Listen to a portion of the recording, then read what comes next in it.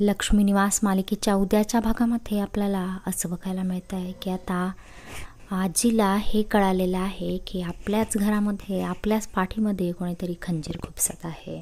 आजी प्रचंड चिडते आणि म्हणते की मला हे 100% माहिती आहे की हे त्या नटवीचं काम नाही आहे. ती नटवी भावना सिद्धूचे असे कान भरू शकत नाही. तर मला बऱ्या बोलाने पटकन सांगा की माझ्या पाठीमध्ये खंजीर कुणी खुपसलेला आहे, त्याला मी सोडणार नाही. पण कुणीच बोलायला तयार नसतं. त्यावेळेस आजी म्हणते की उद्या माझा निर्जळी उपवास आहे आणि या घरामध्ये सुद्धा गॅस पेटणार नाही आहे. सगळ्यांनाही शिक्षा आहे की उद्या सगळ्यांनी निर्जळी उपवास करायचा आहे. आणि आता पोटाला चिमटा बसल्यावर तरी मला खरं गुन्हेगाराचं नाव माझ्यापर्यंत येईल. माझं नावसुद्धा सुलक्षणा सर्जेराव गाडे पाटील आहे. माझे केस काही असेच पांढरे झालेले नाही आहेत. तर मी हे शोधून काढणारच आहे की आपल्याच घरामध्ये आपल्याशी दगाफटका कोण करत आहे.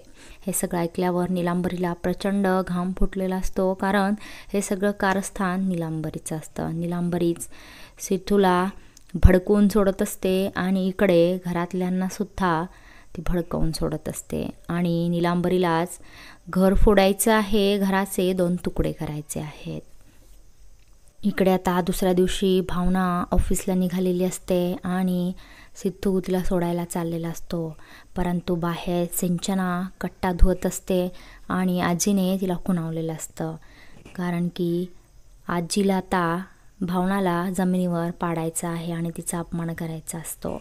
परंतु तिच्यासोबत सिद्धू असतो आणि ज्या वेळेस सिंचना भावनाच्या दिशेने पाईप धरते आहे त्यावेळेस मात्र सिद्धू स्वतः भिजतो आहे आणि भावना मॅडमला अजिबात भिजू देत नाही आहे. हे पाहिल्यावर आजी अजूनच चिडत आहे.